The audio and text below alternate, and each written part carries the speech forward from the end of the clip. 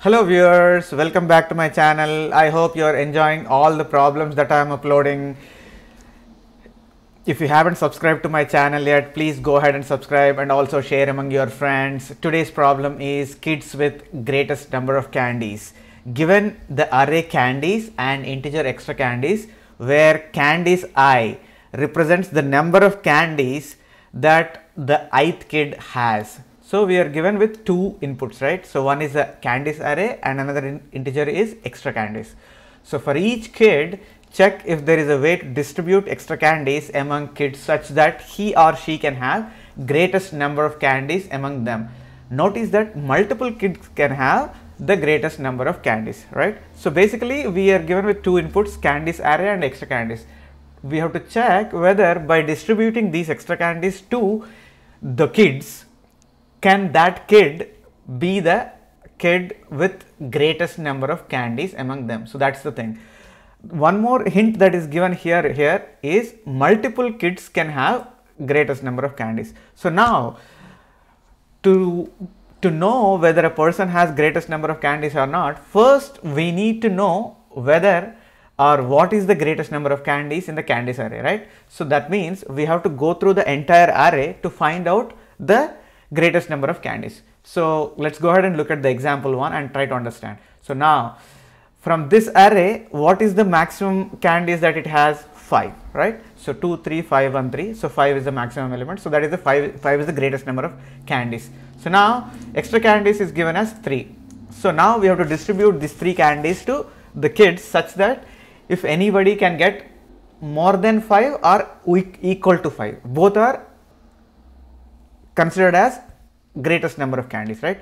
Because it's said greatest number of candies kids can have or multiple kids can have, right? So if you give 3 candies to the first kid, let's say 2, right? 2 plus 3, 5. So 5, first kid has 5 and the third kid also has 5. That means multiple kids can have greatest number of candies, right? So as long as you give this extra candies to the kid and if you are able to get greater than or equal to 5, right? That means that kid can have maximum number of candies by distributing these extra candies. So that's how it is going to work. So the output that we need to return is, if you distribute this extra candies for a particular kid, can that kid become a kid with greatest number of candies or not? That is what we need to return. So we are given an input of 5 kids, right? And the output is also 5, true or false. So if you add 2 with 3, he can become a kid with greatest number of candies.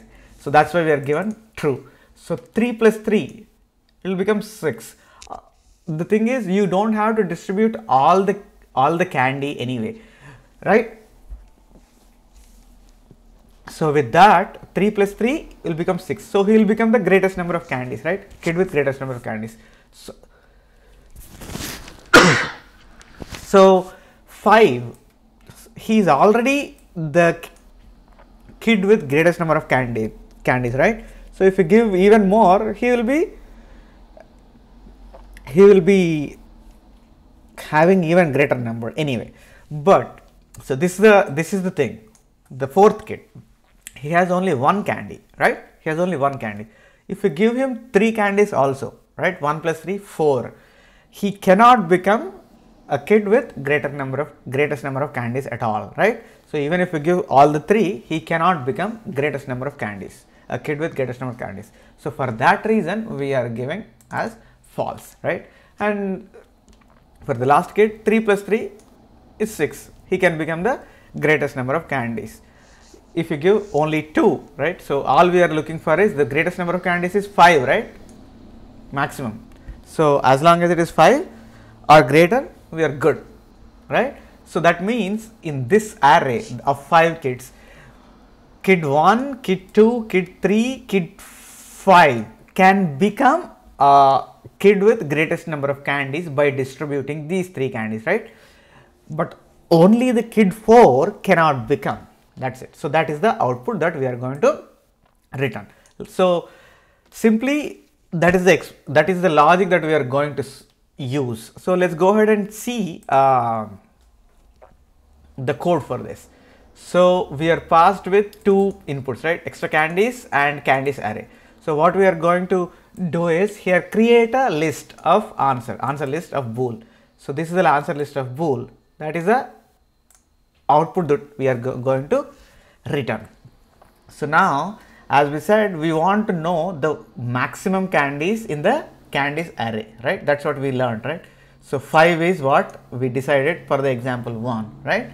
So 5 is the max candies. So this statement is going to get me candies, the maximum candies in the candies array. Next, we are going to go through each of the candies array and try to add extra candies to see if it becomes a max, right? Greater than or equal to max. If it becomes, then we are going to add a true to answer array, answer list. Otherwise, add a false to the answer list. So finally, once we go through this candies, right, we will return the answer list. So let's go ahead and look at the time complexity and space complexity for this algorithm, right? So time complexity is to calculate the maximum, we need to go through the candies array. Even though this is just a simple operation that I am calling, it is going through each and every candy to get the maximum. That means it is going to take order of the length of candies. Let's say n is the length of candies, right? N is the length of candies. That means we are saying order of n to calculate the max, right? And once we calculate the max, we are going through the candies one more time. So this is also going to take order of n time. So order of n plus order of n is order of 2n. But in big O notation, we remove the constants. That's why we say finally the time complexity for this algorithm is order of n. So let's go ahead and look at the space complexity. So the space complexity is, since we have to return a list of boolean, right? So that is what we are declaring here. This will be equal to the length of the candies anyway, right? Because for every element in the candy, we are putting either true or false.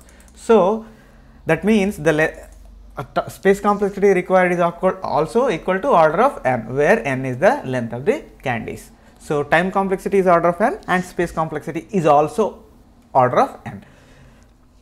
If you still have any questions, please post them in the comment section below. I will get back to you as soon as I can. I would like to remind you one more time, if you have any questions, please post them in the comment section below. If you haven't subscribed to my channel yet, please go ahead and subscribe. I will get back to you as soon as I can. Thank you for watching.